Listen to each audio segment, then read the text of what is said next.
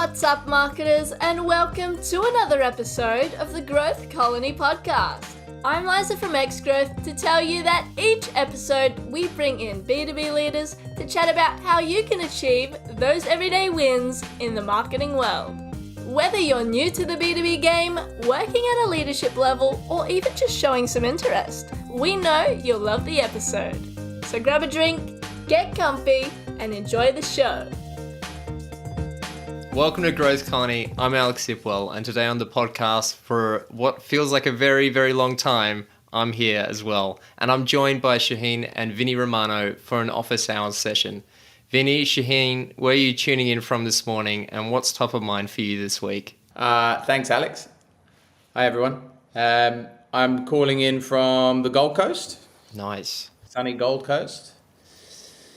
And what's top of mind for me this week? Lots of things. There isn't one particular thing. I suppose I am interested in.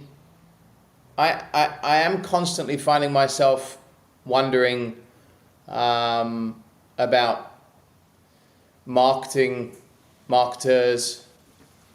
and why so few of them make it to the top seat of the CEO chair, if in fact they actually want it.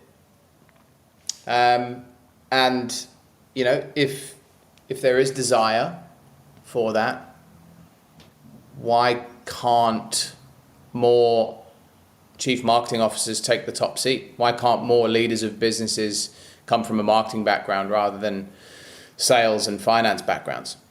Yeah. Well, I think we're going to be diving into this a little bit later on, so that's great.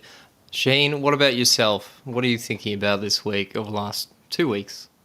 First of all, welcome back, Alex, to the podcast. It's good to get you back on here. Yeah, it's been a while. Yes, it has been. And it's great to have Vinnie, the social selling master, on the podcast again as well. So that's awesome. Where am I joining? I'm in rainy Melbourne. Look, Vinnie, no reason to rub it in. Okay, we don't need to talk about weather on this podcast. The only thing I'm rubbing in is sun lotion. All right. Very, very elegant touch. Right. So I'm joining from Melbourne. What's on my mind? I am thinking about this week. I've actually been thinking about ESG and how much of that is not relevant, how much of that is actually impactful, and how much of it is not impactful. And a lot of organizations kind of pulling back. I know we're not talking about this today, but that is something that I'm thinking about the past week or so, as I'm getting over jet lag. So that's what's on my plate. Nice. Well, I'm tuning in from Reservoir, which is only 10 k's away from you, Shahin, and it's sunny here, so I don't know what's going on a little bit further south. But I've been a little bit more. I thought we said we're not talking about weather, guys. Yeah, that's right.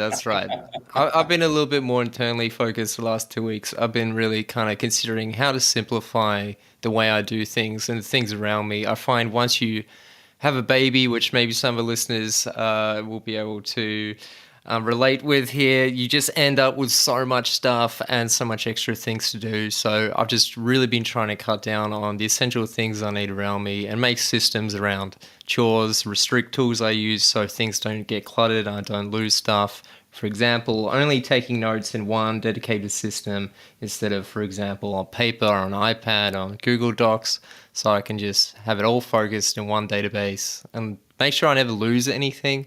So I've been thinking about that a lot, like just the way I work and live and making sure I can build systems around it, which has been great, actually. I've been feeling good about it, so that's awesome.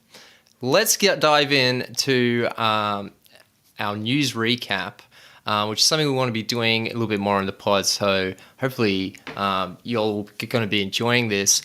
We're going to be looking at a report. Marketing has taken on much more responsibility since the pandemic. This is a report done by CMO Survey. So it says early on in the pandemic, the majority of US marketers said that the function had risen in importance. If their responsibilities are the basis of that judgment, then it seems as though marketing has gained a broader role within the organization. The latest edition of the CMO survey shows that more US CMOs are reporting responsibility for a range of activities compared to early 2020, from traditional roles such as brand and advertising to others including market entry strategies and market selection. The survey was completed at the start of 2023. 314 marketing leaders participated from for-profit US companies, 97% whom are VP level and above. So, guys, why do we think this is happening, and why do we think marketing has been taking on more responsibility? Well, I think, yeah, this is a report that I saw as well, and I think there's a couple of things to just sort of call out before we dig into it. Firstly, it is from earlier in the year, but it is this year, and it was reporting on the role of marketing leaders since the pandemic and what's been happening. So I think there's relevance there. But it is worth noting that it is a survey that was done in the US, which is, I don't know, Shahin, would you have a point of view as to how vastly different that market is compared to Australia or even wider Asia Pacific? My guess is that it is. The most important thing is like looking at this report and when it was published. And I think there is one thing that is similar across all geographies, right? Where, in my opinion, has had the biggest impact because this was published 2020 February, and then reevaluated earlier this year, right? And again, we know what happened, right? And I think that had a big impact on the conclusion that this report is talking about, where it's saying that marketing took a lot more responsibility. I think what happened there was the traditional sales channels dried up, and then everyone was like, "Hey, marketing, what can we do?" And marketing stepped in. It's like, "Okay, we're going to go digital. We're going to think about this. We're going to think about that." And a lot of power kind of came into the marketing sphere. I think that is what has happened here. I have a couple of thoughts in terms of like how that would progress moving forward.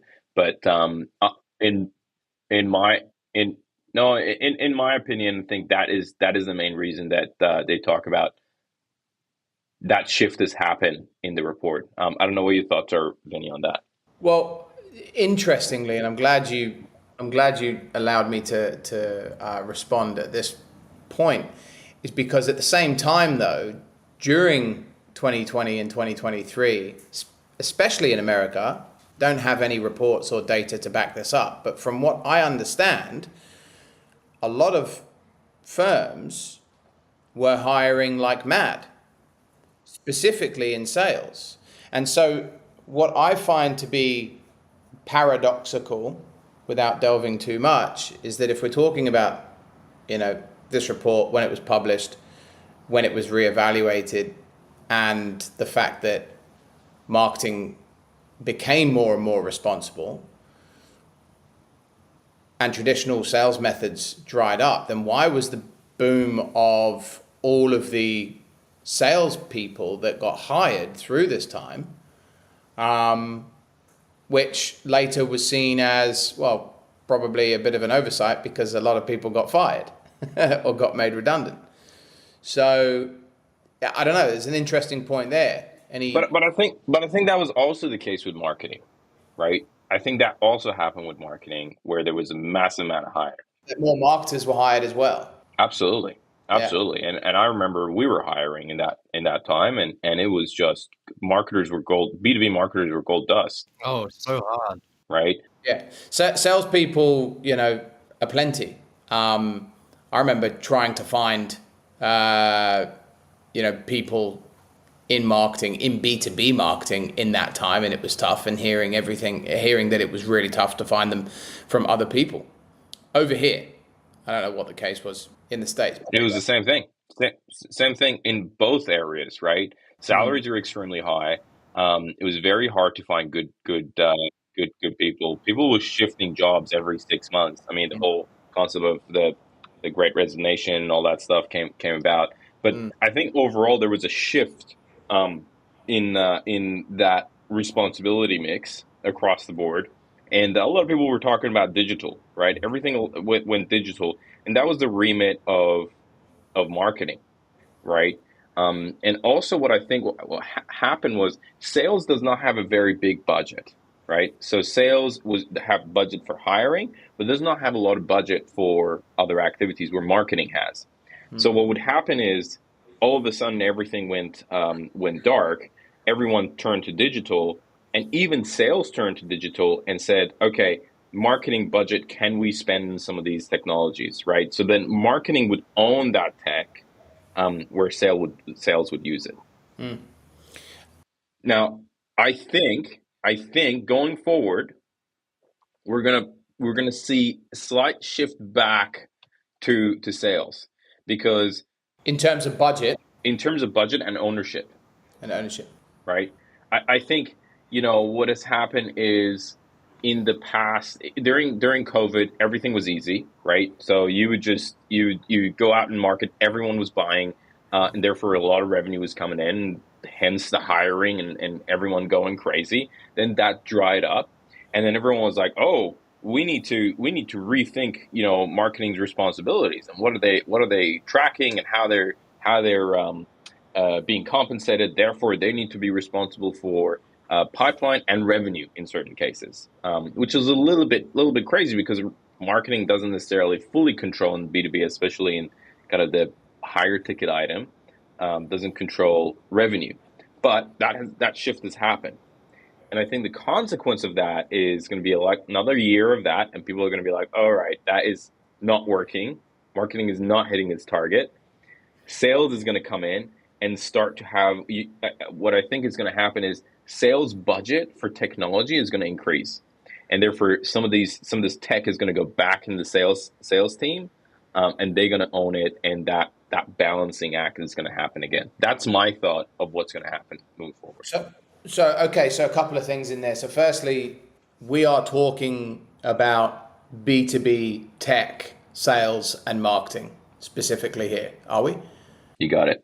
Yeah. Okay. It's our jam, right? Yeah, it's both of our jam, and that's fine. So if we're there, it's worth noting that that's what we're sort of analyzing. Not sure if the report that we're referring to is talking specifically about B2B specifically, and therefore tech specifically, but it's opened up a Pandora's box of lots of things to talk about. Interesting, you say that you see this shit. So firstly, sales budgets traditionally being lower than that of marketing. Through this time of the pandemic and the hangover of that, what you're saying is that marketing budgets continue to increase higher. It's going to come back down, but sales will still remain lower? Or you think that sales is going to take over more budget and therefore supersede how much marketing has to spend? Do you think?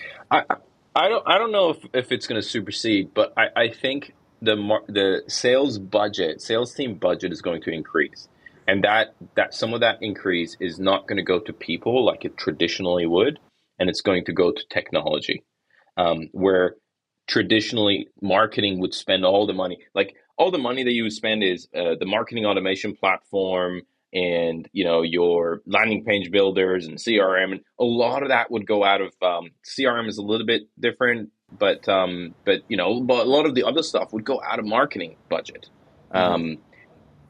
Sales would not have as much, and I think what's going to happen is sales is going to get a bigger budget. Now, I'm not saying it's bigger than marketing, but it is relative to what it was before. I think that budget is going to increase, and therefore they're going to own some of that tech, allowing them to be more digital, and therefore even contribute more to revenue, and therefore that percentage might come down.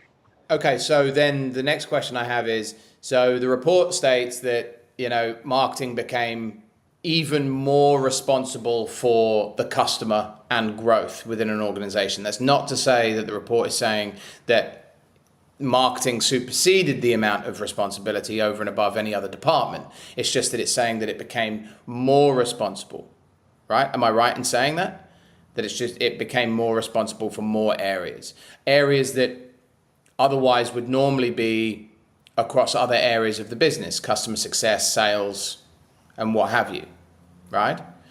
And so what it is that I'm hearing from you is that is your prediction that that's going to come back down and align with the fact that budgets are going to reduce from marketing and take a shift more into sales, because there isn't necessarily going to be even more money, and marketing is going to retain the amount of budget. Is marketing going to see less of a responsibility? Is that going to come away from them and even back out, do you think, in that same line of your prediction that you were saying?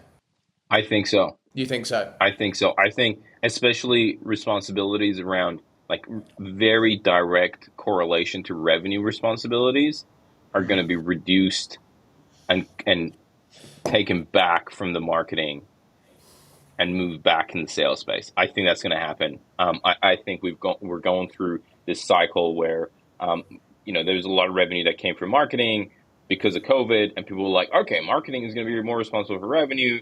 Things drop down. They're like, okay, we're going to pressure marketing even more to be responsible for revenue. And then people are going to sober up and be like, it's very hard for marketing to bring a lot of revenue this quarter and be responsible for revenue. And that's going to shift back to the sales team. So I'm specifically talking about revenue responsibilities. I think that's going to be reduced from marketing and shift back to sales.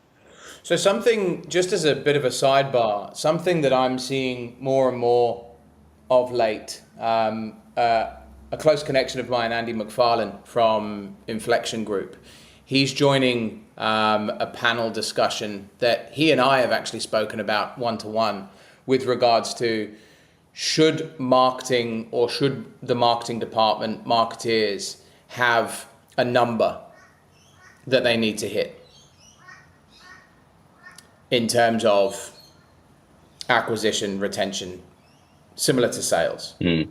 My background, but my brain instantly goes to, well, I'm from an agency background, creative agency background. My role as an account handler, an account person, was that bridge between creative and strategy within the agency to the client. And effectively, it was a customer success manager role, right? But it was still more in sales rather than a marketing role. We were selling to marketers. We were selling ideas, strategy, right? Selling the reputation of the agency. So it was a sales role, but there was no number above our head. It was just make sure that the numbers are going up when you boil it down. There was no traditional sales number. But I suppose, where am I going with that? I sort of I feel like I sit in an anomaly in the sense that even though we were salespeople, we were still an agency that was selling the creative and the strategy for marketing. So you learn what marketers want because you're selling to them, but you also learn how to what goes into the marketing realm.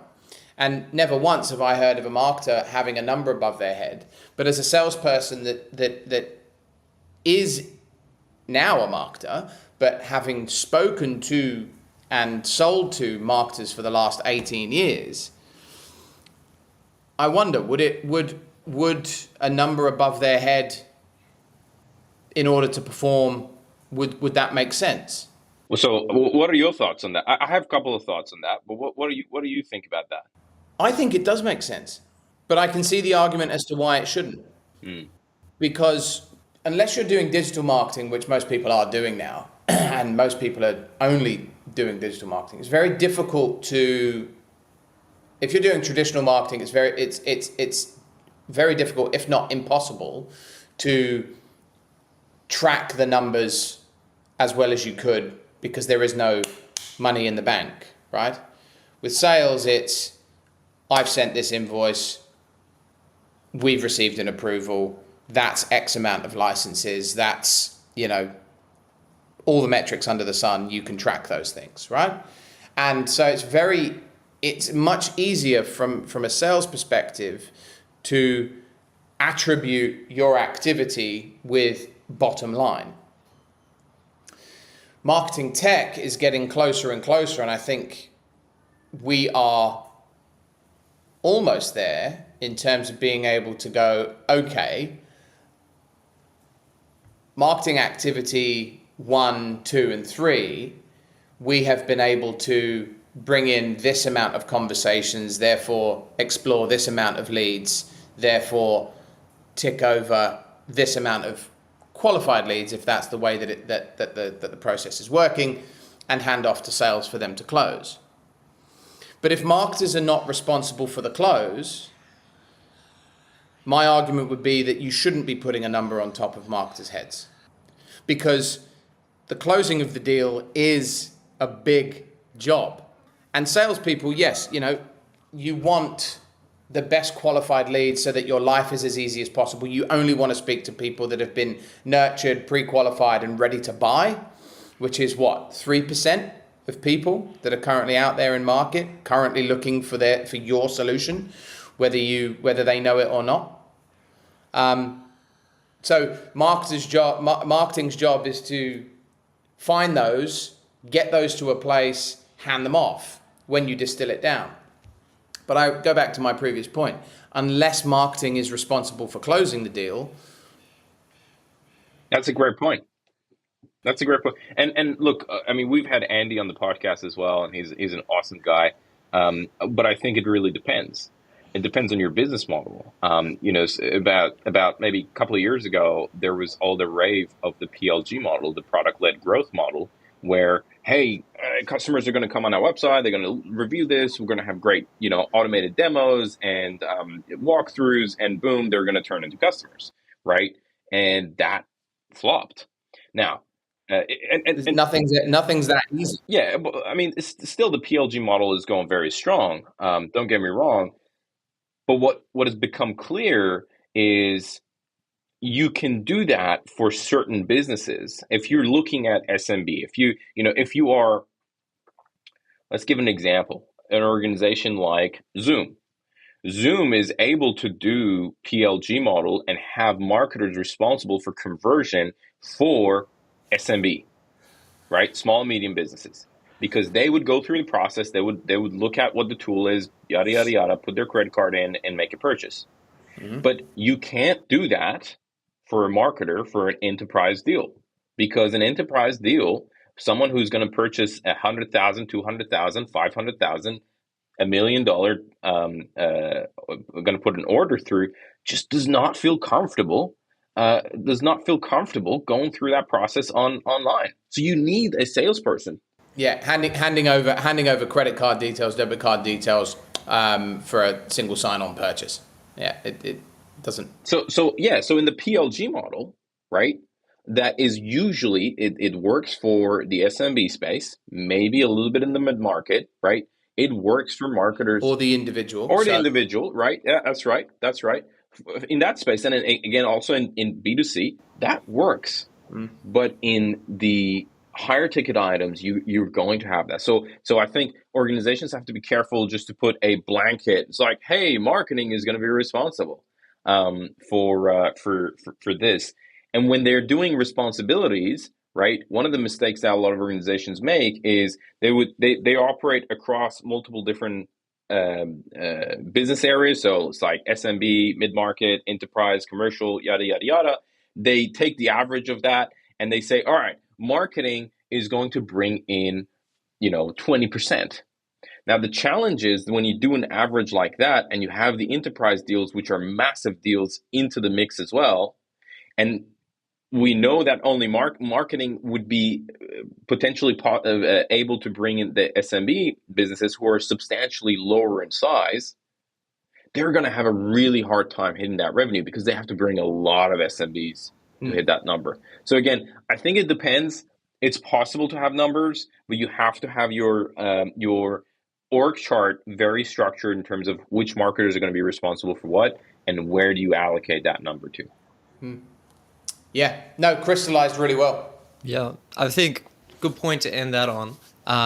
We're going to share the full report in our show notes. I want to move on now to the next part of the show, which is a reaction to a post by Professor Mark Ritson on LinkedIn's AI tool. Anyone who doesn't know about this, recently Mark Ritson lashed out at LinkedIn for adding a generative AI tool into LinkedIn to help craft posts, calling it totally self-destructive, then continued on to say even the false perception that some of the content on LinkedIn is drone-derived would be damaging, but the fact that the company has designed such a tool and is openly promoting it is like a diet brand launching an all-you-can-eat burger bar. I know you've spoken to Mark about this, Vinnie, and we've spoken a little bit about it internally, Shahin. So what are your thoughts on this? Is this damaging to LinkedIn? Is this really a fair assessment? This is Vinny's area. Oh, yeah, look, I so a couple of things here, right? So mysocial.ai is the tool that I have created. And the premise of the tool is to connect to your personal LinkedIn profile, only your personal LinkedIn profile, understand you and the audience that you want to attract or engage with via consistent, relevant, and authentic content creation. It surfaces you up content that is relevant to the interests of you and the audience that you want to engage with. It drafts the post for you and learns your tone of voice, but also also what your desired audience is engaging with, and then tells you the best time to schedule it for optimum visibility. So that's what MySocial does. Just to be clear on the record, that's what I'm working with. And then being able to provide reports back to you as to what's working, whether you're an individual or as part of a team. Okay? The reason we've done that is because there is appetite for individuals, professionals, no matter what level you're at, startup founder, or even students fresh out of university, startup founder, all the way up to enterprise, Fortune 500 companies, C-suites, right? For the main reason to raise your profile and therefore your influence, therefore your perceived value, in order to have a higher share of voice in market in front of an audience that is professional, on a platform and in an environment that people arrive with an intent-driven mindset. So it is a great platform to be raising your profile on. LinkedIn as a platform wants people creating content on their platform. Specifically, original content defined as not just sharing gumph, not just sharing links to external sites. And they have a bit of a take on that where they would prefer you didn't take people away from linkedin.com. Yep. So they cap the reach somewhat on any external links that you share, but they reward you if you are creating original content. But this brings us to the problem. People don't know what to say, when to say it, how to say it, or even why. Yeah, sure. Right? So there is a subset of individuals, professionals, that understand the importance of creating content on a consistent, authentic, and relevant basis, bearing in mind those three things are the magic sauce. People understand that it's important. But people don't have the time. People don't have the time because they don't know what to say, when to say it, how to say it, or why. So they don't make time. They don't prioritize it. What LinkedIn, bearing in mind, remembering that LinkedIn is owned by Microsoft. Microsoft has a 49% stake share in OpenAI. And what LinkedIn are doing is taking their existing platform, and not only are they trying to do something helpful, in my opinion, they're also testing. Like every business that was designed and created and launched pre-ChatGPT and the AI era, they are testing. Yeah, I don't have access to it, but I know Shahin does. Do I think they've got it right? Absolutely not. I don't think they've got it right, because I don't think that by adding an AI assistant into the writing of a post or into the other areas that they are implementing the AI assistant, I don't think that they're getting to the heart of the problem. So that's my stance on AI, on LinkedIn's attempt into injecting an AI assistant into their platform. What's interesting about Mark's response is two things, and I want to be careful here because I won't sit here and profess that me and Mark are best mates. We're not. I've met Mark once. I told him about mysocial.ai in the way that I've just explained it here. Yep. And his response was positive. So I'll start off by saying I'm actually surprised at Mark's outlash about LinkedIn's integration of AI. I see his point. Yeah, I see it, but I don't know if it's fair either. And I would temper that with, when I was with Mark, we were having beers. And we were in a one-to-one conversation talking specifically about it. Maybe he was being nice. Maybe he didn't want to shoot me down right there and then. Yeah, sure. He was sitting right next to you, mate. That would have been an awkward evening for the rest of the evening. If I was sat in front of Mark and I shared what mysocial.ai is doing, and I got the response that he gave in this post that we're talking about, I wouldn't have gotten. I would have likely have gotten a slap in the face, right? In the same sense. So I suppose what I'm saying is I'm surprised by his response. It wasn't the same response I got. Maybe the setting and environment was different. Maybe he was being nice. Maybe I didn't communicate what we were doing clearly enough. But what I did do was I communicated to Mark the bigger picture as to what we're trying to achieve. Yes, one of the main objections that we get all the time is, well, if you're using AI to learn my tone of voice and draft posts for me, which, bearing in mind, is only one component as to what we do, how is that meeting the authenticity point? Which I think, if you look at what Mark is saying, is what he is attacking. Yeah. He's attacking if you just throw an AI robot into a platform that already fosters majoritively, I think what he's saying, majoritively is not great content that's currently being produced anyway, aren't you just adding fuel to the fire? My response aligns with his. Yes, you are. If all you're doing is just throwing an AI assistant into an environment without coaching and advising how people can make their content better. What LinkedIn aren't doing, to my previous point, is that they are not thinking about the bigger problem, which is people don't know what to say, when to say it, Yep. how to say it, and why. They are only meeting the what to say. Yep. Awesome. That's point one, by just placing it in. But I get it, they're testing it. And they've got many different areas that they need to, look at. So, hats off to them. The second point is that they're not addressing the bigger picture. They're not addressing the coaching. They are not showing people what best practice looks like. And you can see this in all of the communities of people that are LinkedIn fans that spend no other time other than on LinkedIn, creating content, trying to understand how the algorithm is set up, works, so that they can get their message across and get that elevated share of voice in market. To be seen as a subject matter expert, or the term that I hate the most, thought leader. Yes, yeah. Right? It's meaningless now, Ryan. Right? It's a wincing term because it's been played out and it's becoming Instagram's version of the influencer, right? Focus on being a subject matter expert. Focus on doubling down on your craft.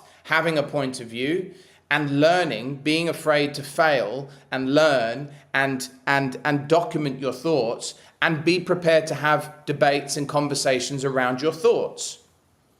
Then when you start to lead with your thoughts, that's when you become a thought leader.